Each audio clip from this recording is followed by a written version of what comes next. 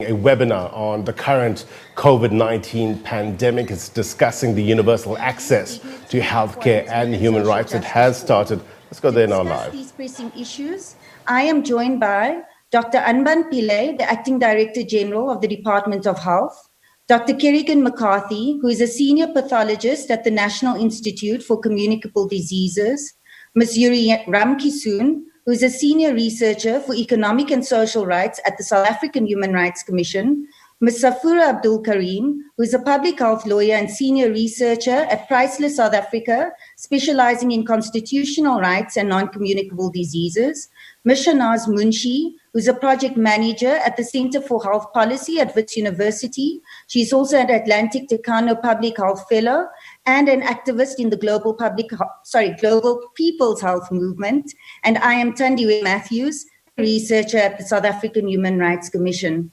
We're going to start off with Dr. Pillay, just to talk about some ground rules. We'd appreciate if we on mute for the entire session.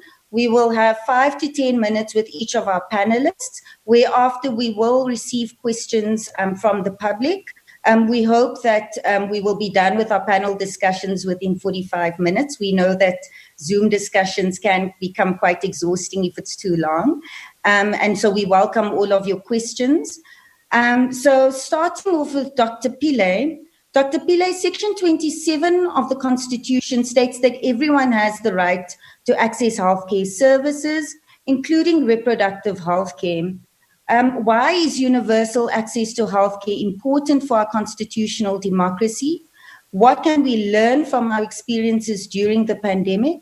And how is the NHI bill useful to advance the realization of the right to healthcare? Thank you. Thank you for the invitation and for the opportunity to talk to you about the NHI. Recently, I've forgotten to talk about NHI because we've been so caught up in the COVID-19 pandemic. So yes, I think the NHI provides a opportunity for us to advance universal access to healthcare, and I think that complies very well with the Section 27 of our Constitution. I think it's important to appreciate that South Africa's move from a universal health coverage concept to a national health insurance principle, which is important to differentiate, and I'll talk more about that now.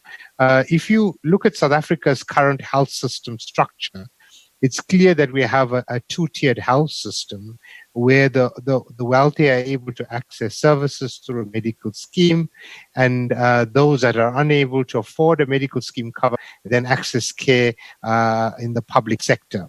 This differentiation based on class or wealth effectively then differentiates the quality of care as well, largely because it's clear that the poor will not be able to access the same levels of care as the rich would through their medical scheme cover. So when we talk about universal health coverage, we may well have persons that would refer to universal health coverage as something that has a two-tier health system. So people may argue that currently South Africa has achieved universal health coverage simply because those who can afford go to the private health system, and those who cannot are taken care of by the public health system. And so you've achieved universal health coverage. The problem with that analysis and approach of that assumes that the quality of care in the two systems is appropriate. And we know from a lot of evidence that that is actually not the case. And because there are structural differences between the two sectors, particularly the resources that are available, and I usually like to use the term a undeclared auction that's currently underway in the way the system is structured. So basically, the poor have to compete with the rich for the same resources. So to give you an example of what I'm trying to say is that a health professional, a medical doctor, for example, has a choice of whether he or she chooses to work in the public and the private health system. In making that choice, one of the options or opportunities available to him or her is what is the reimbursement that I would gain in the private system compared to the public system. And the private system will certainly be able to outbid the public system in terms of what it would remunerate. And so consequently, the poor will be left with limited resources relative to the burden of disease that they require. So it's a very inequitable structure of a system. A more appropriate system would be one where there is a single fund where all healthcare providers are able to provide services, irrespective of the financial situation of the individual, but rather on the healthcare needs of the individual, because that moves us much closer to a Section 27 compliance in terms of our constitution. So I certainly think that the term universal health coverage, while it is a global term in South Africa, the National Health Insurance defines that to take account of Section 27 in the Constitution and try to comply with what we envisaged when we drafted Section 27. I'll stop there. Thank you.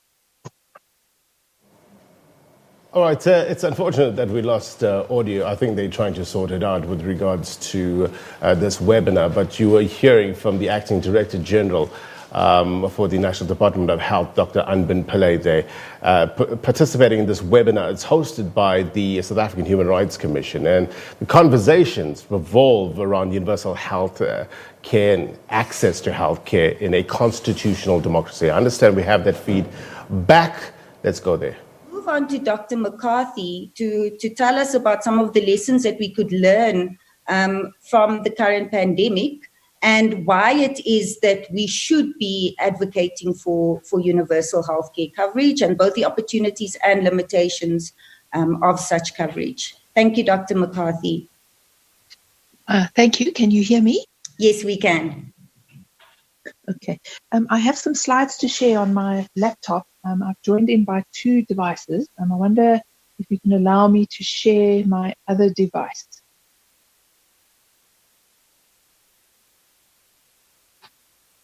It says that you have disabled participant screen sharing.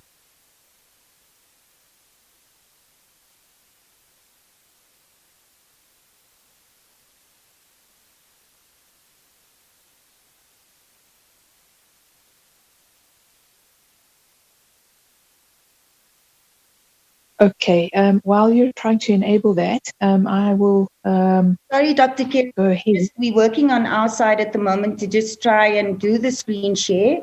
But in the interim, I think it would be good for you to start. Okay, all right, super. Firstly, thank you to the organisers for the invitation to present. I am a clinical microbiologist by specialization, and I have had relatively little to do with the National Health Insurance Bill, other than read the bill from cover to cover and ask a few questions. What I can offer, however, is some reflections on outbreaks as they have happened over the last 4 to 5 years, while I have been involved with outbreak investigation and response through my position at the National Institute for Communicable Diseases. I, in the slides that I'm going to show you, have put together some reflections on the time that I have been involved in public health, and then asked some questions showing perhaps where the key areas of concern are regarding universal health access. Can everyone share my screen? Or can everyone see my screen?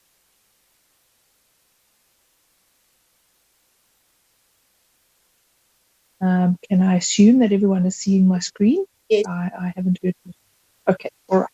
So really, the question that we're asking is to what degree are the visions of national health insurance as a funding mechanism to ensure universal health coverage, to what degree does that and the vision for public health overlap?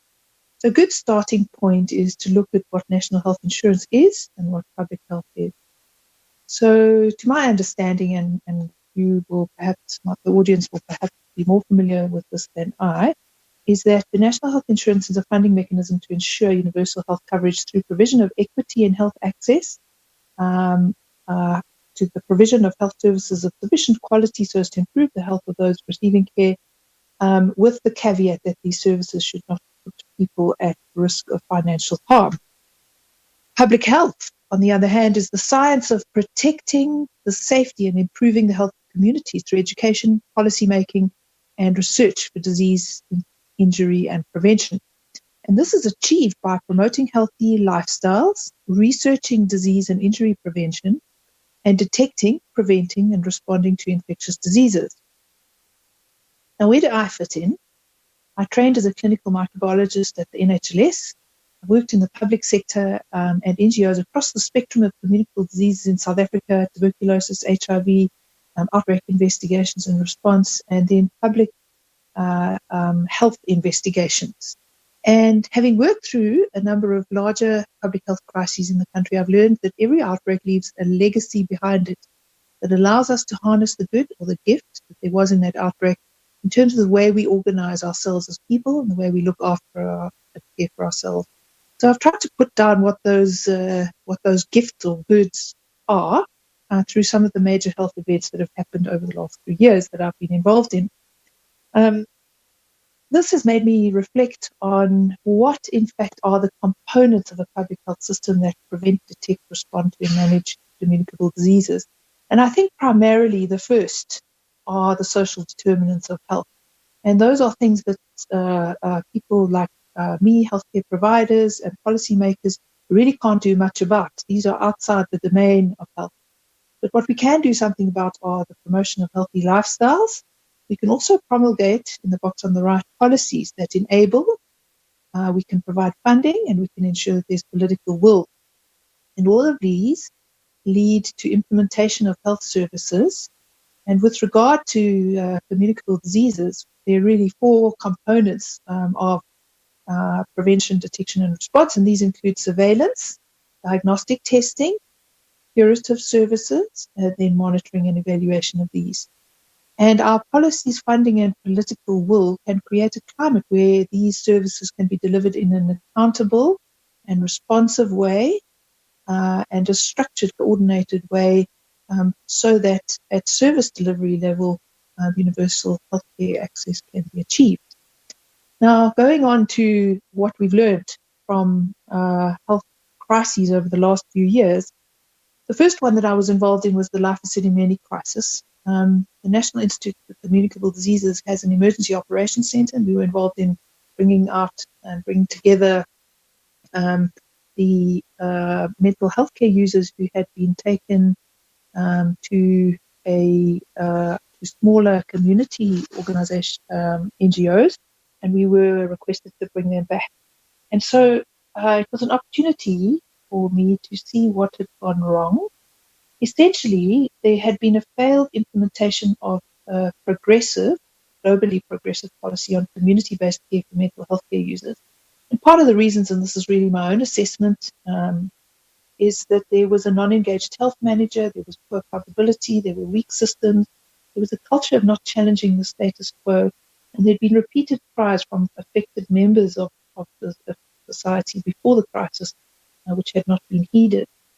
But what did we learn?